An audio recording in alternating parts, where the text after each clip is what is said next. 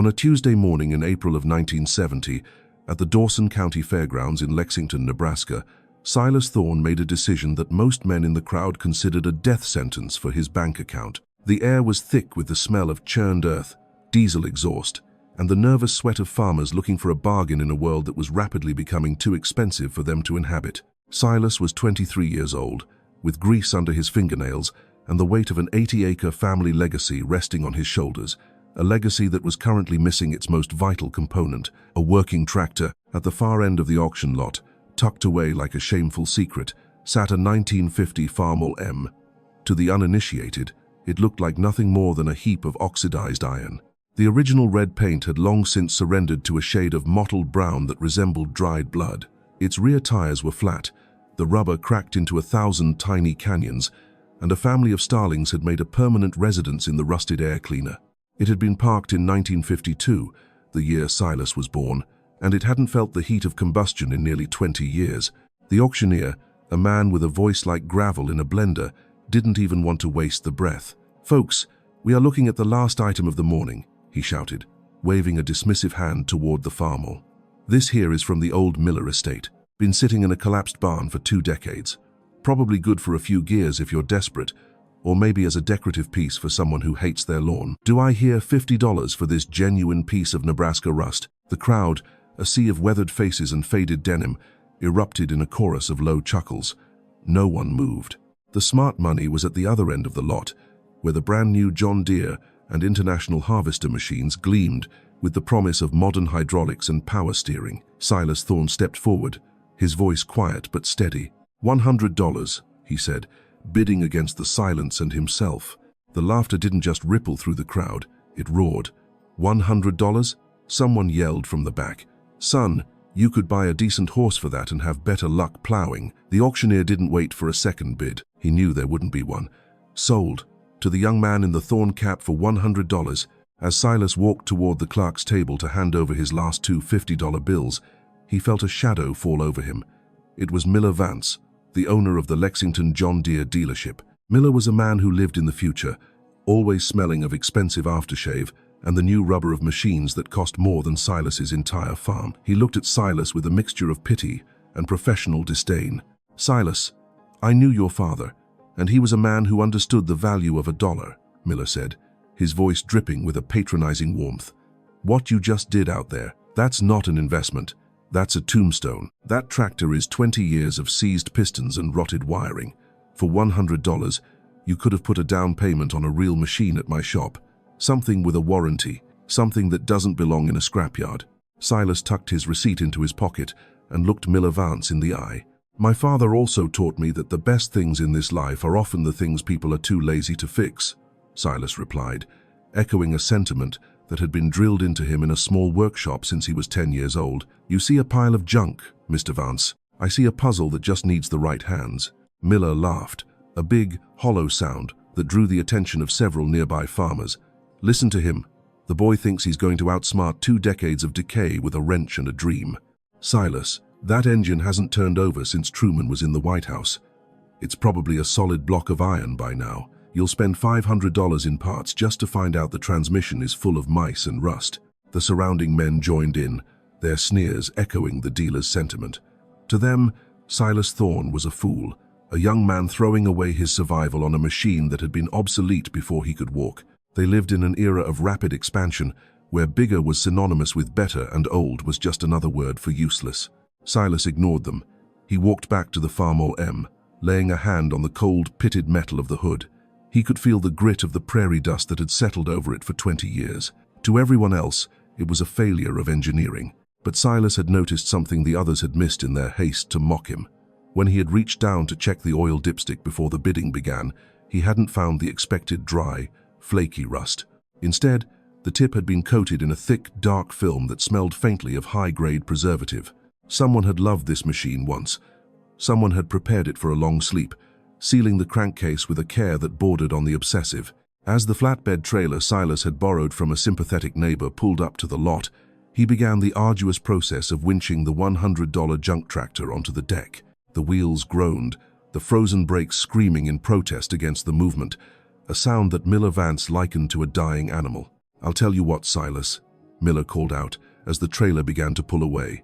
"When you finally realize you can't breathe life into that corpse, bring it to my scrap pile. I'll give you $20 for the iron just so I can say I helped a neighbor." Silas didn't look back. He drove out of the fairgrounds, the rusted Farmall M swaying behind his old Ford pickup, its skeletal frame silhouetted against the Nebraska horizon. The laughter of the town was still ringing in his ears, but he didn't care.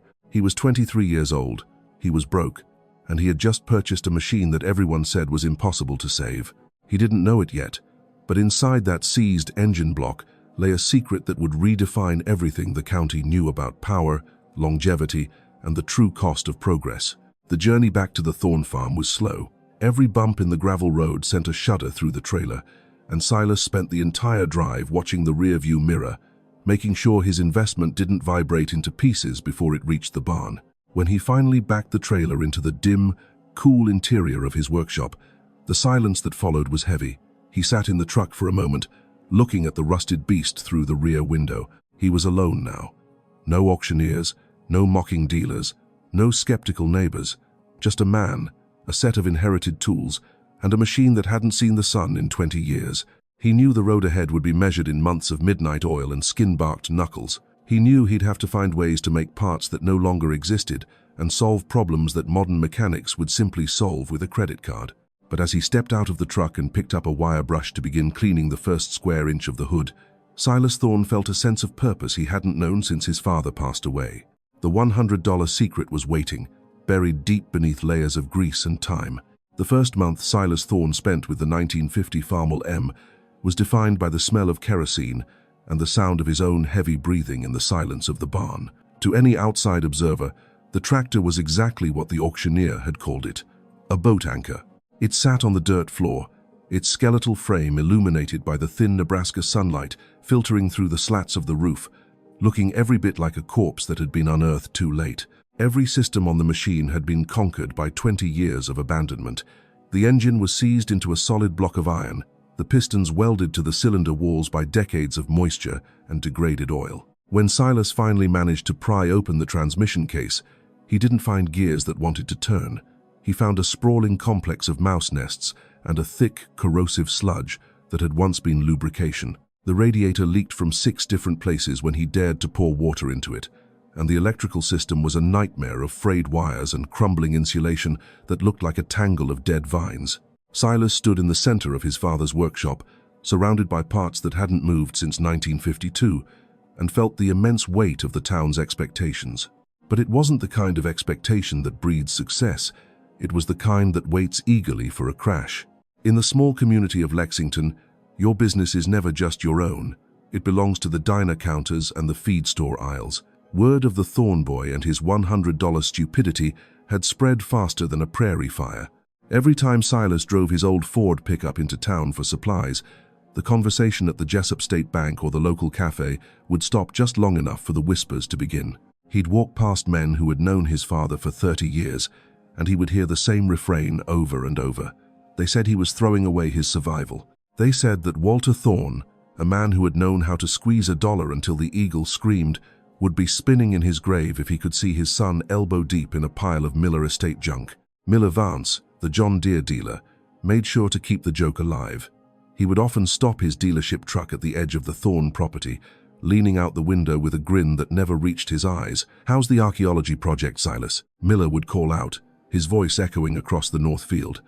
"I've got a brand new 4440 sitting in the showroom with your name on it. Just give up on that red rust bucket, and I'll give you a trade-in value for the scrap iron." Silas would just wave a grease-stained hand and keep working, but the words stung more than he let on.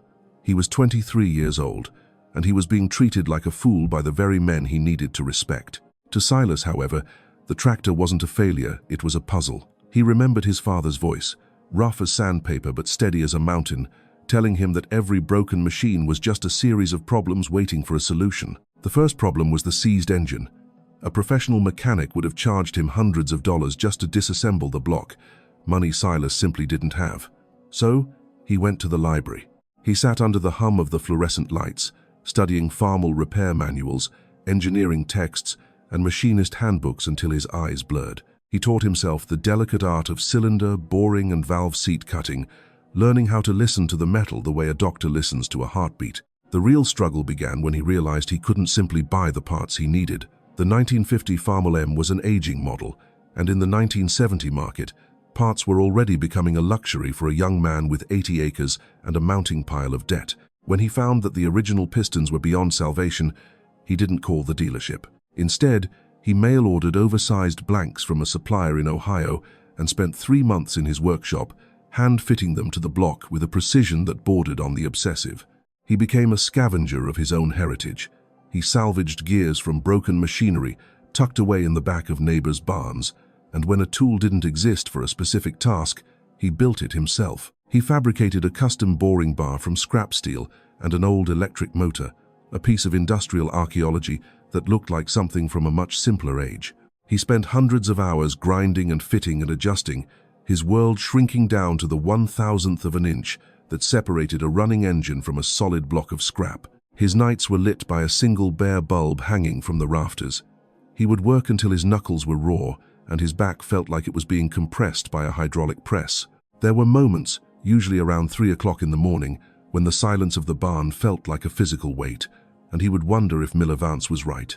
He would look at the disassembled transmission, the rotted wires, and the cratered radiator, and think about the 80 acres outside that were waiting for a plow. He was falling behind the planting schedule, his neighbors were already finishing their first pass, and he was still fighting 20 years of rust. But then he would find a small victory. He'd clear a mice nest from a cooling passage, or he'd finally hear the satisfying clack of a gear engaging for the first time since the Truman administration. He noticed that while the exterior was a ruin, the internal components, those protected by the mysterious, high-grade preservative he'd found earlier, were in remarkably good shape. Someone had intended for this machine to survive. Someone had put in the effort to seal the crankcase with waterproof compound, protecting the crankshaft and bearings from the very moisture that had destroyed everything else. This realization gave him a second wind. He wasn't just fixing a tractor, he was honoring a secret intent. As he moved into the second year of the restoration, the laughter in town didn't stop, but it changed in tone. It went from mocking to a strange, bewildered curiosity.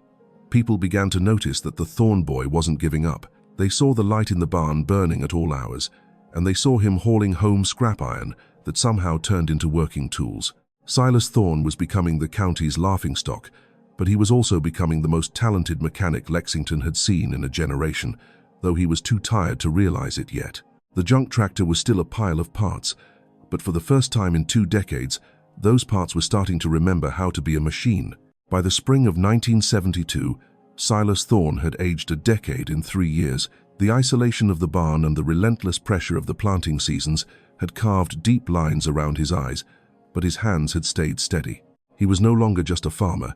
He was a man who had memorized every bolt, every gear, and every internal passage of the 1950 Farmall M. It was during the final, meticulous cleaning of the engine block that the mystery of the $100 junk tractor finally began to unravel.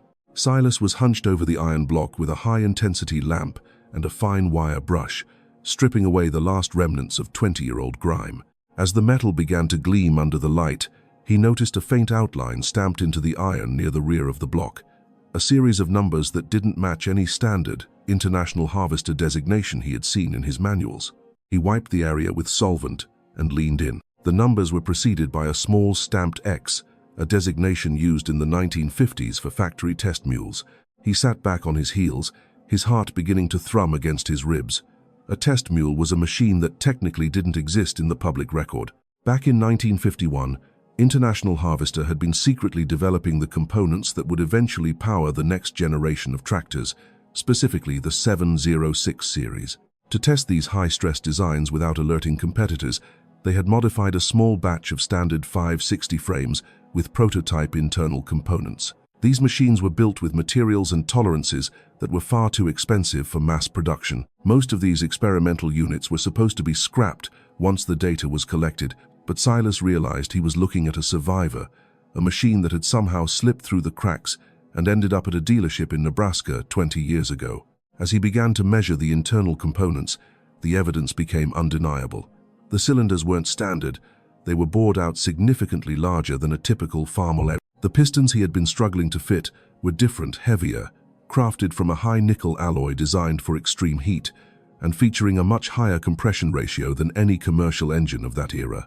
The camshaft had a profile Silas didn't recognize, designed to keep valves open longer to breathe in more air. This wasn't a 60-horsepower engine, it was a factory-tuned monster capable of 90 or perhaps even 100 horsepower, disguised in the skin of a rusted utility tractor. The indestructible nature of the engine came from the fact that it was built for failure. Testing it was engineered to be pushed far beyond the limits of a normal machine. With this new understanding, Silas didn't just reassemble the engine, he tuned it to the specifications of the prototype. He spent another 2 months adjusting the timing and the fuel delivery, knowing now that the machine could handle pressures that would shatter a standard block. The neighbors still laughed when they saw the rusted brown hood through the barn doors, but Silas felt a quiet, internal fire. He knew he wasn't just fixing a tractor anymore, he was reviving a piece of engineering history that had been buried in the mud. The morning of the first true test was clear and cold. Silas had invited no one. He didn't want the mockery of Miller Vance or the pity of the local farmers if the machine failed. He climbed into the seat, which was still cracked and weathered, and placed his hand on the starter button. He set the choke, adjusted the throttle just as he had practiced 1,000 times in his mind, and pushed. The engine didn't just start, it erupted. It didn't have the smooth, polite rumble of the new John Deere tractors at the dealership. It had a deep, raw scream, a sound that was far too large for the frame it inhabited. Black smoke shot from the exhaust stack, clearing the starling's old nesting grounds in a single, powerful breath. As the oil began to circulate and the high alloy pistons found their rhythm, the sound smoothed out into a thunderous, rhythmic roar that made the very rafters of the barn vibrate. Silas sat there for a long time, the vibration traveling up through the seat and into his bones. Tears pricked at his eyes, but he didn't wipe them away. He put the tractor into gear, and for the first time in 20 years, the 1950 Farmall M moved under its own power. He drove it out of the barn and into the Nebraska sunshine. The tires were still mismatched, and the paint was still a ruin of brown and red. But as he reached the north field, he dropped the plow into the earth. A standard tractor of that size would have struggled with the heavy clay, the engine lugging down as the blades bit deep. But the test mule didn't even flinch. It pulled the 3-bottom plow through the earth as if it were cutting through warm butter. The torque was immense, a slow and steady application of force that seemed to ignore the resistance of the soil. Silas looked back at the furrow he was leaving. It was deep, straight, and perfect. In town, people heard the sound. They looked toward the Thorne farm, wondering what kind of engine could make such a noise. Miller Vance, standing on the lot of his dealership, heard the distant, metallic scream and felt a strange prickle of unease.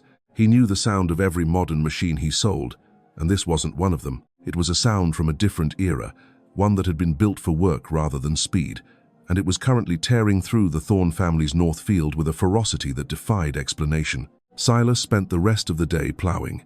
He didn't stop for lunch, and he didn't stop when the sun began to dip toward the horizon. He worked until the 80 acres were turned, the old Farmall M running cooler and steadier at the end of the day than it had at the beginning. He realized then that the secret wasn't just the alloy or the bored-out cylinders. The secret was that this machine didn't know how to quit. It had been designed by engineers who wanted to see how far iron could go, and Silas had been the one to give it a second chance to prove it. As he parked the tractor back in the barn that night, he patted the warm iron of the hood. The laughter in town didn't matter anymore. He had 90 horsepower of prototype steel under his seat, and he had a farm to save. The next 3 decades on the Thorne family land were a long lesson in stubbornness and the slow collapse of modern machinery myths. As the 1970s gave way to the volatile 1980s, the face of American agriculture changed in ways Silas Thorne never imagined. While his neighbors participated in what economists called the Great Expansion, borrowing millions of dollars to buy more land and the newest John Deere machines, Silas stayed loyal to the Farmall M that everyone had once called junk. He watched land prices skyrocket from $419 an acre to over $2,147 in just 10 years. The banks were practically begging farmers to borrow, and many believed the good times would never end. But Silas remembered his father, a man who had never borrowed a dime after paying off his original mortgage in 1950. He chose to live small, saving every penny and keeping his prototype engine running with mechanical intuition rather than a credit card. The farm crisis of the 1980s hit like a hammer. Interest rates climbed to 21.5%, turning operating loans into burdens that could not be carried. While corn and soybean prices fell through the floor, Silas stood on his 80 acres and watched his vintage Farmall M continue its labor. He didn't owe any man a cent, while around him, more than 300,000 American farms began to disappear. The men who had laughed at him at the 1970 auction were now facing foreclosure notices. Miller Vance, the arrogant dealer, no longer drove his truck out to mock Silas. His showroom, once full of shiny green iron, was half empty, and his dealership sign eventually went dark as sales plummeted and repossessions piled up. Silas remembered how Miller had called his tractor a tombstone, but it turned out that massive debt for modern machinery was the real tombstone for many in the county. By the 1990s, Silas Thorne's reputation had completely inverted. He was no longer the fool with a pile of rust. He was a legend in Dawson County. Mechanics at the big dealerships were often baffled by the complexities of modern hydraulics and onboard computers, but Silas, who had learned every inch of his test mule engine, could hear a faint knock and know exactly what needed adjusting. His Farmall M worked for 30 years without a single catastrophic failure. The secret was that it had no computers to override the operator, no sensors to tell it when to stop. It was built with raw pulling power and a steady torque, designed by engineers who wanted a machine that would pull until something broke, rather than a machine that would protect itself. Silas often told those who came to him for advice that modern equipment was built for speed, but the old ways were built for work. The contrast between Silas and the changing world became clearest when large-scale construction projects began to cut through the county.